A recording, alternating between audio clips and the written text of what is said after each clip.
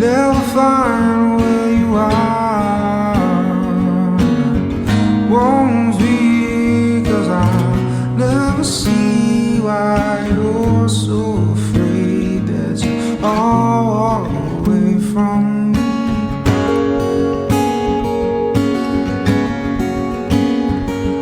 You're so afraid that you all away from me.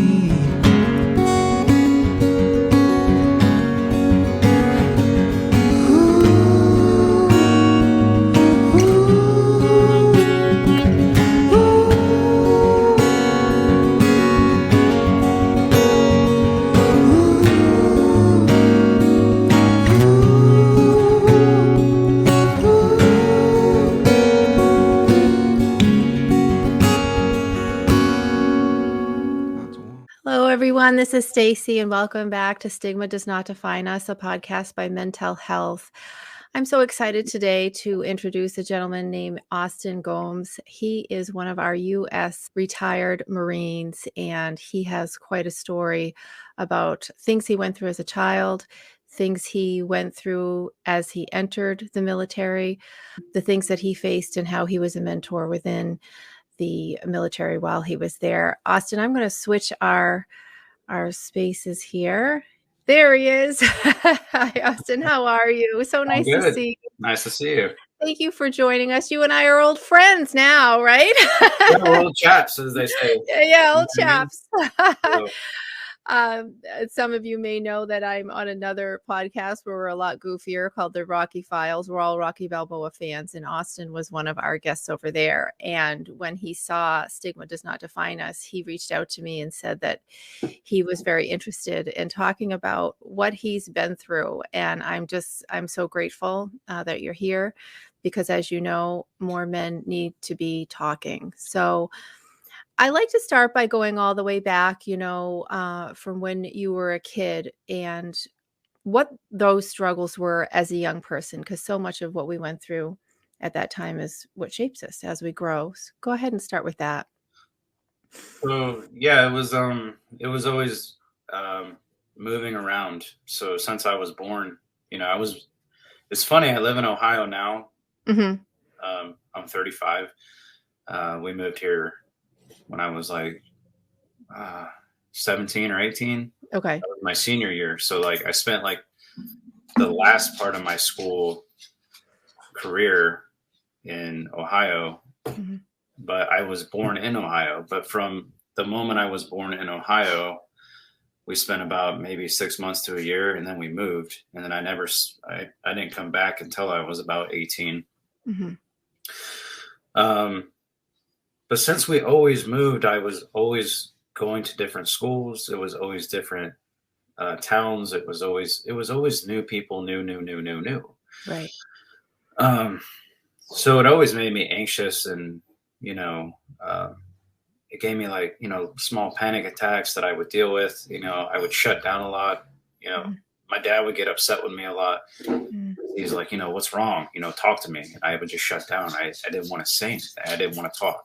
And that was very like frustrating for him Mm-hmm.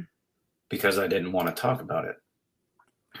So that always created a lot of build up to my depression and my anxiety. And, my brother and sister were closer in age, you know what I mean? And I was a young one. So my brother's 4 years older than me, and my sister's 6 years older than me. Okay. So those two were, around the same grade in school. So they always, Had each other. School and have each other. And right. I would go to school and I wouldn't have anybody. Mm-hmm. Mm-hmm. And it was very hard for me. Were the kids, as you're a new person from group to group to group, were there groups that were all the kids? Were they nice? Were they not so nice? There was always a nice bunch of kids, but you know how kids are. Kids can Yeah. be really mean, Mm-hmm. Kids can be not accepting, I would say early on it was easier because, kids are really honest and they're nice. Mm-hmm. I think right around 5th, 6th, 7th grade is like, for me, what I witnessed was like kids being in cliques Yeah. and like, having their regulars and their social groups. And so, I would have to break into that. I would always have to break into that. But as shy and anxious and, you know, everything else that I was dealing with, even like sometimes I was depressed, but like with all that I dealt with, I've always been a people person, and I've Yeah. always had that other side of me where I'll make a joke or I'll make a fool of myself to fit in. And, most of the times I would fit in to certain groups and I would get friends, Mhm. but there was always like a silent struggle. You know what I mean? Internally, yeah. So internally, um, and as you get older and older and older, like, when I hit high school, you start thinking about, real life. You know what I mean? Like, what am I going to do? Am I going to go to school? Am I going to go to college? All Mhm. that. Mhm. So in high school was even more difficult moving and being in, different schools because, high school is, God, that's a whole nother world, isn't it? It's scary because like, you're getting ready for college, you're taking your ACTs, your SATs, Mhm. Mhm. um, you're playing sports. I played sports all the way up until freshman year. And then after that, I gave it up. And then around 11th grade, I got really into drama. When I finally moved back to Ohio, it was the later part of my junior year. Yeah. In my senior year, and God, like once I discovered drama and theater, I was all in. I Oh, started really? getting all the leads and all the plays. I was in musicals. I just let my, what is it, your freak flag shine. You know what I mean? Well, Like all your insides, everything where, inside, you had a creative outlet. you have like that passion, but like, Mhm. man, it just exploded. Cause I always, growing up, movies for me and film, Yeah. God, that was my escape, right? Cause I Right. could watch a movie and I'm sucked in and I feel like I'm that main character. I'm like, I'm experiencing it the way Mhm. they're experiencing it. So like movies were always huge for me to escape no matter where I was, you know. So when you're doing theater, you must have blown them away, the kids at school. Maybe they didn't see that that was in you, and here you are out there performing. Yeah, I think I was there. I was probably in school for about 4 or 5 months as a junior.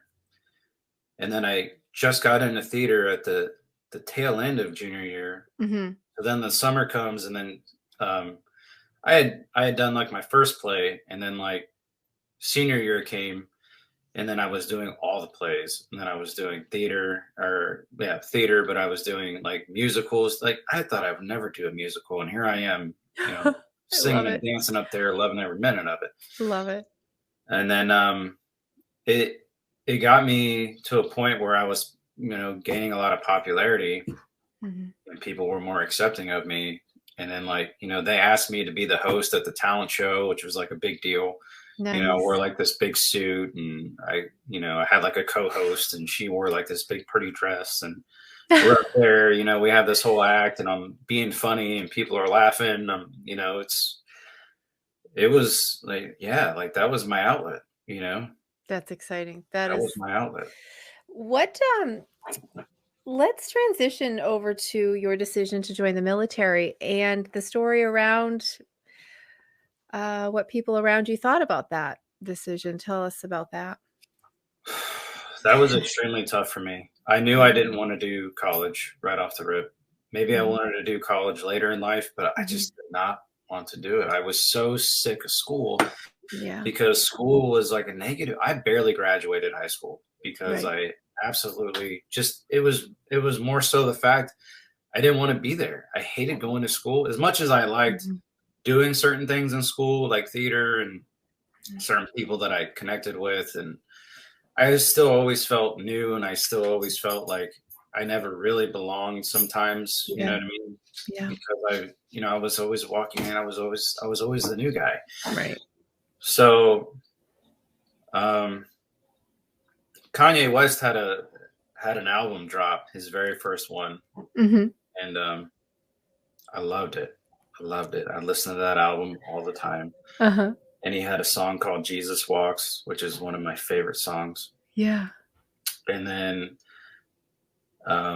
Summertime, like I think I was still a senior in high school. The movie Jarhead came out. I don't know. Okay. Do you know that movie? I don't. I've heard about it, but I'm not So it's sure based about on it. like a true story about Anthony Swafford, Mm-hmm. and it has Jake Gyllenhaal in it. Okay. Yep. It kind of like it follows his real story about becoming a Marine. Mm-hmm. And he becomes a Marine and he goes into the sniper program. Jamie Foxx is in it. If you Yep. haven't seen it, really good. I thought, really good movie, especially like mental health. Okay. There's a lot of mental health issues that come up and like what these guys deal with. Mm-hmm. And, Mm-hmm. seeing it, it's like, wow. So yeah, I remember going to see that movie and I was like, wow, this guy like just he branched out and he went and he did this amazing thing and he dealt with these struggles and so then the movie ended and like Jesus Walks comes on as the credits are rolling. I'm like, God, if that ain't a sign, like Wow. because that song just resonated with me. That whole Mm-hmm. album did, but like that song especially. Mm-hmm. And I saw that movie and then I wanted to be a Marine. So I went down to my recruiting office, I got all the information, came home, and that's what I wanted to do. And I told my parents, and my parents looked at me like I had a third eye. They looked at me like, you're nuts. You're nuts. Right. And so I told my mother and my dad, and my mother was looking up these videos about like all like the terrible things that happen. God, like she watched this one video in particular. Mm-hmm. You wear your ranks on your collar right here. Yeah. So like when you get promoted, you get like a new rank and they're pins that represent the rank you are. Yeah. Like corporal or lance corporal or sergeant, whatever. So they have a thing called a pinning ceremony and they put it on, but they leave the backs off, right? Yeah. And then people come up to you and they bang it on your they hit you real hard, with their fist. Yeah. And the pointy ends go into your chest and you bleed. Yeah. Yeah. So she sees this video and she's just traumatized. She's like, it's a gang. It's not even, oh my God. Right. No son of mine. And it's Mm-hmm. funny. Not even just my parents, but like everybody I knew. Yeah. It's like, they all love and support the military and have their flag and, but like, God forbid, like one of their own wants to do it. And it was like, Interesting. it goes from being this beautiful, wonderful thing to, no, it's a terrible thing. It's terrible, terrible, terrible. Not Right. you, not you, not you. And my response was always like, somebody's got to do it. Why not me? Wow. And thank you for that. And I want to thank you for your service. I mean that. Oh, thank you. Yeah. 100%. I'm not a brave person in that way. And I'm so grateful for people who are. So I find that heartbreaking. I think, see, there's like two sides, you think about someone you love going into the military and you understand what the risk could be. And I'm sure fear was a big part of their reaction. But at the same time, you're making such a sort of sentinel decision. This is a big, big decision. Like, getting married or, you know what I'm saying? Those big moments in life, and you just want the support. You just want someone to say, absolutely, you can do it. You'll be fantastic. And you didn't have that. And you pressed on and you joined. So tell us about the beginning in the military. So I joined, everyone's like, you can't do it. You can't do it. You can't do it. My neighbors, my friends, Wow. my parents, my parents still supported me. It wasn't all negative all the time. Sure. So I signed up. I was really out of shape.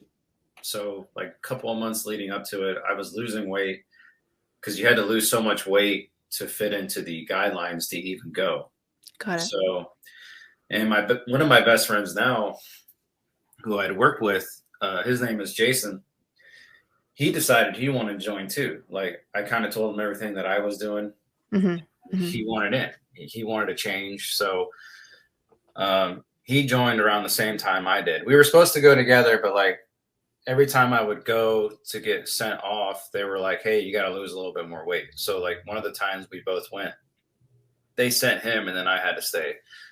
which Oh. also was like kind of detrimental to me Mm-hmm.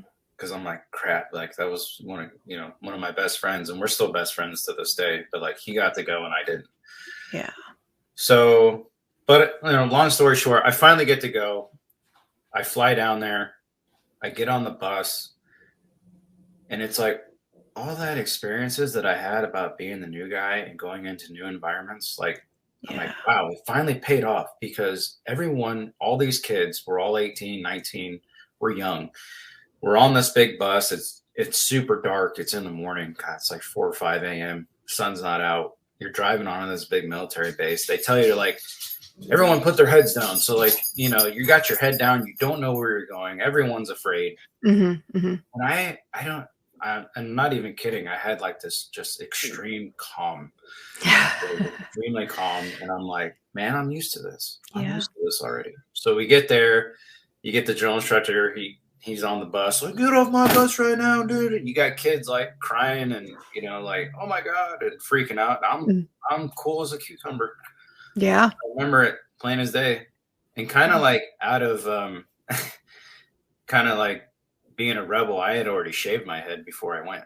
Oh, I see. Yeah. And they didn't like that. They didn't like that at all. They still put me in the chair and try to shave something. Really? Just to put me through it. Yeah. Right. Right. And the barbers, they were just as mean as the drill instructors. Like, "Ooh, sit down in my chair." And so I sat down, and he's like rubbing my head raw, and I'm like, God, what a jerk! Wow. So I get my head shaved. Nothing really there to shave, and then you have to go make a phone call to your parents, and it's like they have like the script on the next to the phone with exactly what you're supposed to say. And you don't get to have a conversation. You call, you say that script like, hi, so-and-so, I've arrived at Marine Corps installation boot camp, blah, blah, blah, blah, blah. And then you hang up, and then they know you're there. Wow. And that's it. And then from there, you don't talk to them until you graduate. The only way you can talk to them is writing letters. So, yeah, call home, and I go through all that. And then a lot of the depression and anxiety that I got was like going through physical conditioning platoon. Because like I said, I didn't get to start boot camp right away. So I had to go in there. And that was just worse than boot camp because you got all like the drill instructors that got in trouble for being too rough with recruits, or they couldn't find their way. So like they would get sent to physical conditioning platoon, and they would take it out on us.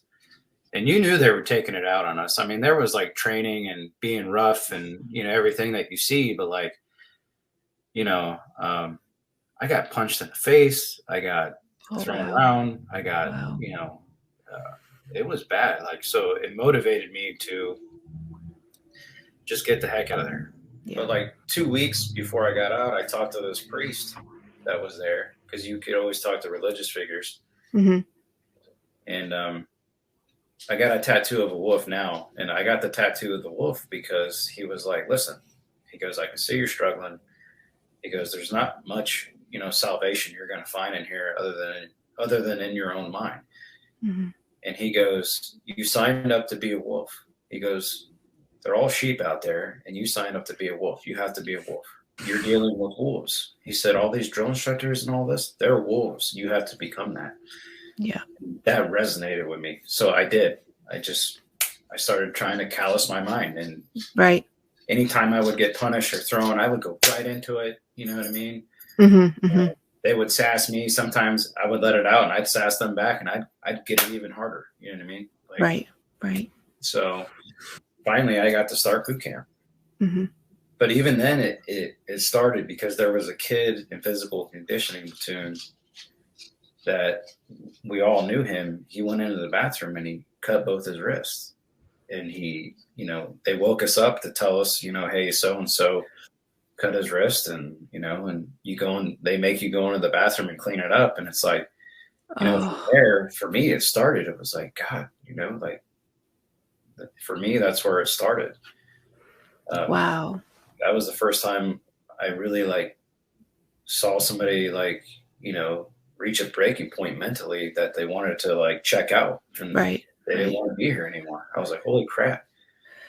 And just the premise, like I've never ever wanted to commit suicide, but you know what I mean? Sometimes you've come real close to, like, you have thoughts. Or, like, for me, they were like thoughts that would come into my mind, like, you're no good, nobody wants you, or, Yeah. this is too hard of a struggle. Right. But, I had a really good upbringing. My parents were really strong. My dad was really strong. I could always look at, my brother. So I could always, like, find that internal, I need to, choke that thought out of my mind. I need to buckle down. Yeah. Yeah. So I always had that, but it was always extremely hard. So, but then I finally started boot camp, and I went through it. And then after I graduated, graduation day, my family came, and they couldn't be more proud, like crying and the whole deal. Oh, I'm sure. Oh I my had gosh. lost over 110 pounds. Oh my goodness. Probably, well, let's see. I was probably close to 130 pounds. Wow. Or, Good for yeah, you. well, That's let's see. amazing. I started out at 235 pounds. I was Mhm. heavy. So then I came out at like 130 pounds. And nobody recognized me. Wow. And it's funny because they hand out pictures at family day and graduation. Yeah. When your family comes, my mother and father went up to this booth, and they give you a picture of what your son or daughter looks like. So the lady handed the picture to my mom, and oh, Austin Gomes, and she slides it in front of my mother, and my mother looks at her and she goes, "That's not him. That's not my son." She, like, she shoves it back at the lady. The lady goes, she looks at it again, she checks her little list, like, "No, that's him. That's Austin Gomes." And my dad takes the picture, and she goes, "No, Vicky, that's him. Look at his eyes. Like, that's him." Wow. Wow. And then, like, on family day, you run in formation and you run by your whole family. And, like, I see my family there, and I just, like, like, tears start coming down my face. And it's crazy because they don't, they recognize you, but they don't. It's because it's a complete change. Or, like, you're completely transformed. Yeah. God, you changed into something. It's crazy. Wow. You shared with me some experiences of how you became a mentor in the military for some of the junior Marines. And I wanted you to share that story. Let's just call this gentleman Joe. We're just going to pick a generic name. Okay. And just tell us about his struggle. And he wasn't the only one. I remember you saying that as well. So this Marine, let's call him Joe. Mm-hmm. You know what I mean? He was from, like, Kentucky. He kind of had like a speech impediment. You know what I mean? Like, it was kind of hard to, like, understand him sometimes, and you can tell he just had a hard time fitting in. And I would always mentor him. I'd always hang out with him. I would always make sure he's good, because that's just kind of like my nature. I'm always putting people before me. But yeah, one night, some of my junior Marines came up to me and said, "Hey, Joe's down there, and he's got a knife, and he's threatening to kill himself." Like, I'm like, "What?" So I ran down there. I see him sitting there, and he's in front of his barracks room, and I'm like, "Hey, Joe, what's going on?" Like, everyone's telling me, you got something crazy planned, and he's like, "Well, Corporal, I'm done. I don't want to be here anymore." And I'm like, "Well," I said, "I'm just going to tell you like this, buddy." I said, "A lot of us, whether you feel like it or not, there are a lot of us, myself included, that don't want to see you go, and I won't let you go. So I'm here now, and we're just going to have a conversation." So we started talking, and I said, "Hey, I heard that you had a knife on you." So he goes, "Yeah, I do." And I was like, "Well, I think you need to give that to me." So he gets this big knife out, and he hands it to me. And of course, I confiscated it. And then I said, "Hey, man, you're not getting this knife back, but what I can do for you is we can go have some ice cream, because who doesn't like ice cream, right?" So we went and had ice cream. And I really sat down and really got to know him. And what that allowed me to do was really get him to open up, and then really get him some help. I really got him some help. We got him some therapy. We got him into, like, therapy that they have on base, and really got him through. And and he made it through his whole career. He only did 4 years like I did. I only did 4 years, but he got through it. And yeah, like I was telling you earlier, it must have got worse afterwards, because recently, yesterday, I saw him post a Facebook status that he was going to rehab to deal with his drinking. Yeah. And so when I saw that status, I called him, and, we had a chat, and, he loved hearing from me. And I said, hey, good luck out there, man. Like, I hope everything works out. I hope that, you kick this thing that's really keeping you down, and, and he wanted my address so he could write me letters. So I sent him my address. So nice. Yeah. He'll be able to write me letters, and I'll be like, hey man, it'll just be like boot camp all over again. You know what I mean? You're going somewhere, you can't use a phone, but you can write letters. So yep. Think of it like that. So yeah. Wow. Sometimes I hear people are very empathic, which you clearly are. Sometimes they're giving more of themselves, almost like giving from an empty jar. Did you ever feel exhausted by or depleted by being that guy all the time? Do you ever feel like you were taking care of other people more than you were taking care of yourself? No, like I said, I was, and see, that wasn't the only time that I had to deal with that. Right. And like halfway through my career, I had to deal with a gentleman where it was a lot more serious. Oh, wow. I'll just say this story. I'll keep it real short, because I know you're doing a podcast and we got to move on. But let's just call this gentleman John. So John was always like happy-go-lucky, and he was kind of popular. He was a good-looking kid. It's always like, sometimes it's always the one you never think that are going to have the issue. You know what I mean? So I'm on duty one night, and two of his buddies bring him up, and he can barely stand. You can see he's out of it. Like, he looks drunk, but it looks like something else is going on. But like, they have it, like his arms draped over them, and like they're holding on to his arms real tight. I'm like, okay, they're doing a really good job getting this guy upstairs. They put him in his room, and they come out, and they're like, hey, he's just had too many. We put him down. I'm like, all right, well, I'll go check on him. Like, no, you ain't got to check on him. No, I'm like, well, all right, cool. So I fake like, all right, I'll let him be. But I'm like, I'm going to go check on him. So they left, and I went and I checked on him. I walk into his room, and he's standing there. He's like bleeding from his arms. Oh my God. What is going on? So he had done harm to himself before he even got into the barracks, and they were, covering that up. I look at his arms, and he had carved with a blade the words love and hate into his arms. It was like something out of a movie. It was crazy. I'm like, buddy, we got to get you to a hospital. No, I'm not going to a hospital. Duh, duh. So I got some towels, and I'm patching him up best I know how. And he just starts to lose it a little bit. Like whatever he was on, he definitely took, something other than just alcohol. He took some kind of drug. He goes, man, I gotta go back out. I gotta get back out there. Wow. No, you don't, buddy. I said, we gotta go get you some help right now. I have to do this. Like, he goes, well, if you're my friend, you'll let me go. And I'm like, I said, buddy, I am your friend. This is why I'm trying to get you some help. So, then he picks up the blade that he had, and he comes at me with it.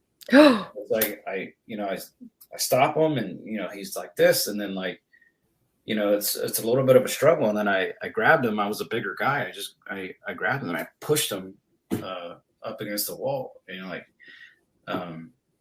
so he throws the knife, and just out of just whatever, like just, oh my God, it hits the other wall behind me. So when he throws it, obviously I'm like, I look, and I get distracted by that. And then I go to look back at him, and he comes up, and he just pushes me really hard into the closet. And then he starts running down the stairs. So he's running. I'm like hot on his heels. And there's a duty on first deck. And there's a guy down there in uniform, just like me. And I'm yelling down to that guy, like, hey, stop that guy. Mm-hmm. And he realizes what's going on. And John, who, that's what we're calling him, but John runs past that guy, and I'm yelling at that guy, like, stop him. And So we go running out the back door, and we're outside, and that guy had gotten up, so he's in front of me, and he was fast, and he was fast enough to catch him, and he tackles John, the crown, and I go up to John, and I just kind of like slap his face, like we're both. I'm like, "What is wrong with you? Like, what are you doing?" And Wow. so, I call my duty, which is a higher ranking person, and then they call a higher ranking person, and then you have like military police there, and they get him all, they handcuffed him. I mean, he's just Wow. losing his crap. Yeah. Put him on like the stretcher, and he's banging up and down, and I've never seen him like that. It was a total change. Yeah. So that experience there, really hit me, and that's what, like, that experience that I still remember like it was yesterday, that really sparked a lot of depression and anxiety, and me having panic attacks. Yeah. Because I felt like, wow, man, I'm just really dealing with everyone's else. I'm dealing with all these other problems. I'm not dealing with my own. Right. Right. So that's what led to me having big time panic attacks. It's hard to go through that, especially in that environment where everyone's hard nosed and Right. you know what I mean? Yeah. So it was really hard for me to go through that and try to reach out and talk to somebody. But I eventually got my panic attacks under control somewhat, but then I went through like this huge, probably a good 1 year where I didn't really feel emotions. I felt like an empty shell, if you will. Yeah. Nothing made me happy. Nothing made me joyous. Nothing. I didn't have a passion for anything. That's what really set me off. And oh man, it was bad. And I talked to my brother, and my brother's like, man, just go get help. He's like, that's not going to hurt. So I did. I got into therapy. That really helped, talking to like a therapist. But what also really helped, and my brother, God love him, he's like, listen, he's like, he goes, I know you're going through it. My brother was like a firefighter at the time. He still is. My brother, he's a fire chief now. But like, being in the fire service, you see some stuff, you know what I mean? That really, haunts you. Right. And, when I was an EMT, it was the same thing. I saw things that haunted me, and Yeah. it was bad. But he was like, listen, he goes, I know you feel like this empty shell. I know you can't feel anything. He goes, but you have to go through the motions. You have to do things that you'd normally do. He goes, I know you like to go lift weights. I know you like to go play basketball. He goes, you still have to do all that to get your mind through it, because your mind's telling you no. So you have to push through it. So eventually, he said, he told me, he's like, you're eventually going to get to that point where you're going to feel something. And I didn't believe him, because it went on for a year. I didn't feel anything. But I like the last 6 months of it, I took his advice, and I did. I powered through it. And eventually, I felt something, and I was like, oh, thank God, So then I was on like the 4th year of my year of service, and I got promoted, and I had like junior Marines. So like through therapy and like talking in groups, I had attained the skills to control it, know how to handle it, and do what works for me. And hopefully I could give advice and help others that are going through it. Once you started therapy, what worked when you were facing another dark spot? You said, the way I coped with it, or I powered through, or, what was it that you actually did or didn't do that changed the way you normally would have reacted to things? So when I went through therapy, what really changed, what really helped, the tool that really helped me was talking in groups and talking to people that are going through it. Okay. That's exactly what helped me, because you always feel alone, right? You always feel like, God, I'm the only one dealing with this, or like no one, no one's on this level of, I feel this messed up. Everyone's on this level. So they're not going to understand you. But like when you go and you seek out people that, you know, you're at this level, Yeah. but then you find, you know, someone that is at, you know, this level, they're Right. up here, and you're like, wow, like I didn't even know that level existed, Yeah. right? Some So perspective. you Right. talk to them, and it kind of like brings you down. Mm-hmm. Okay, Mm-hmm. like they're really going through it, and I'm really understanding, Mm-hmm. and I'm really communicating, Mm-hmm. and they're telling me things that are helping me come down. And in turn, I'm hoping that by us talking, they're coming down. Like I said, like when you go through like those hellacious situations, it does callous your mind. Of course it does. And I got Of course that it does. from David Goggins. I don't know if you know who that is. I'm not sure. Tell us about him. So David Goggins is God, the dude's insane. He was a Navy SEAL, right? Yeah. But he does a lot of motivational stuff to this day. And he has just done the craziest stuff. He's got a book out, and he talks about a lot of it. Long story short, he was in the Navy SEALs. Mm-hmm. Before he joined the Navy SEALs, he was very overweight, right? Mm-hmm. Okay. No one believed in him. No one said that he could do it. Wow.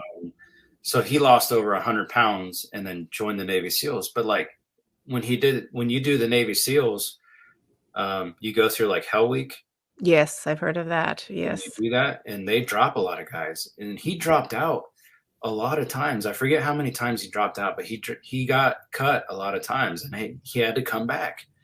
Mm-hmm. And going through that experience once is enough, but like having to do it again and again and again, that guy did it, and then he finally did it. I listen to David Goggins a lot when I'm right now in my life, and I just listen to him. And I think I got a quote on here.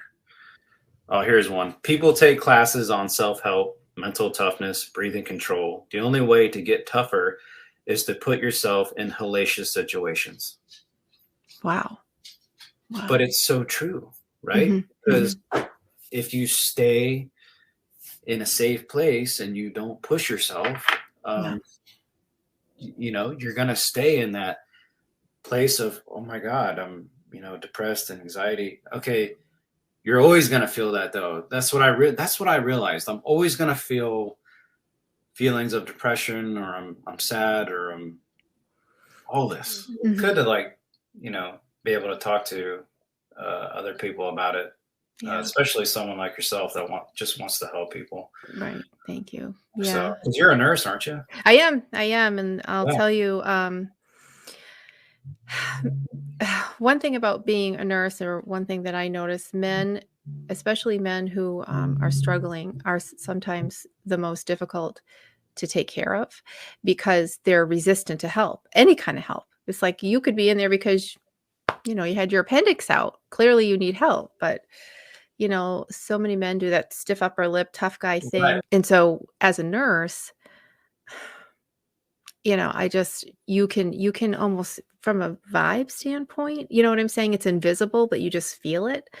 You can tell when a man is struggling, because he won't look you in the eye, or he'll be resistant to help. And I can't tell you how many times I've just sat back and said, "Are you all right?" Because what's happening right here isn't about your appendix. Are you all right? Right. You know, this isn't about your total knee replacement. Something's going on. It's a much softer landing spot when a woman is struggling overall than when a man is struggling. It's a very different reaction. Right. And so that's what Stigma does not define us as trying to change, especially over in England, where the suicide rate is so high. It's very sad. You know, the culture over there is still not open to mental health help for men. And so that's what they're trying to change. With men, like you were talking about, we got a call down on like 3rd Street down in Dayton. And we show up, and I come out of the back of the ambulance with the other 2 paramedics. And there's like 4 cops surrounding this guy on the sidewalk. And this guy had been using heroin. He was coming off his high. And you see 4 guys looking down on him, like judging him, right? So me, the beautiful weirdo that I am, and understand it. So there's like 4 cops there looking down on him, and then the 2 paramedics that come, and they're all looking down at him. And I walked up, so that was just one more person looking at. So you got 7 people surrounding you in a circle, like you feel like a lab rat. Yeah. So what I did was, I went into the middle of the circle and I sat down and I said, "Hey, buddy, how are you doing?" And he kind of like was shocked, and like everyone around us was shocked. I'm like, "What is he doing? Why would you sit down?" Like they're Oh, looking at him like, "Man, what scum?" Like he was, you know what I mean? Like, yeah, maybe he's not doing the most purest things and living his life the way he should be, but like, obviously if he's doing heroin, he's got some issues. yeah. So I sat down with him and I had a conversation. "What's your name, buddy?" "Oh, I'm David." "Hi, David. I'm Austin. Nice to meet you. What's going on today?" And they're all like looking at me like I got a third eye. But because I'm so advanced in dealing with my mental health at this stage in my life, Right. I didn't care. It was all blocked out. And that's how it was for me being an EMT, riding the ambulance. It did, you deal with people, you're a nurse, you deal with Yeah. people on their worst days. Yeah. So Yeah. you just kind of like learn to just be in that moment with them, Mm-hmm. you know? What an example you were in that moment for those people who couldn't be, Understand. who couldn't be sensitive enough or cognizant enough And to I will, understand what he really needed. you have to be like that, helping hand sometimes. Yeah. Well, you have been many, many, many times. Austin, we're getting up against the hour here, and I just want to give you a chance to give that message to anyone who is listening. What is your cardinal piece of advice to someone who's feeling dark, anxiety or panic attacks? What is your most important recommendation for them? That you are important, that you do matter, that everything you're going through that you hold inside. My biggest piece of advice would be to find a therapist or a group of people Mhm. that you can go and you can talk to and use as a soundboard, and you Mhm. can soundboard with these people Mhm. that go through the same thing that you go through, and or a therapist that you like, that you research. Obviously you find a therapist you like, and you can talk about all these things, because when you let them just sit inside, it kind of just spreads like a virus, and it just it Mhm. festers. And Right. the other biggest piece of advice that I would say is that every single person out there, no matter what, it doesn't matter if you're black, brown, yellow, green, blue, purple, if Mhm. race, religion, creed, male, female, non-binary, I don't care who you are, everyone is going through it. You have to Yes. understand that. And Mhm. everybody pointing a finger in your face, if you're going through it, telling you, giving you advice, or you need to get through this, you have to realize that they're going through it too. Yeah. And sometimes you have to Yeah. remember that they're just really good at hiding it, Right. right? Right. So you have to be brave enough to let it out there to the right group or the right Mhm. person that is qualified, like a therapist, or the right group of people that do go through it. You have to be brave enough to let it out to the right audience, right? That will Correct. accept it and Mhm. want to help you. Right. Right. Because we're always surrounded by people that, and it's nobody's fault. Everybody gets into the rat race of life, 9 to 5 job, do your responsibilities, pay your bills, do all that. So Yeah. don't ever feel like you can't reach out for help. That's probably my biggest piece of advice. Right. Right. Well, thank you. Thank you so much, Austin. Number one, thank you for your service. That will be always number one. I don't think those of us who've never been in the military don't have a true understanding of how much you go through emotionally, mentally, physically. What you taught me today, and I hope that our audience listening also takes away.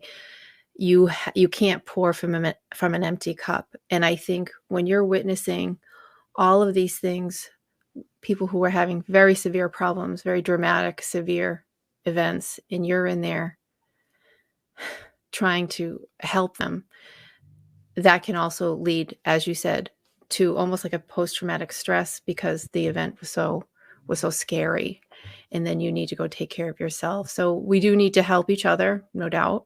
But you have to make sure that you are emotionally, mentally feeling okay. And you did that. And I'm so grateful for your time. I'm thankful for you being here with us. And any other time you want to come on with us, you let me know. Any other stories you want to share. Also, anyone else that you know that might be willing to share their story who struggled similarly, we want to hear from them as well. For sure. Okay. Yeah. All right. Well, thank you so much, Austin. Thank you so much. You have a good rest of your day. You too. Thank you. Thanks. Bye-bye.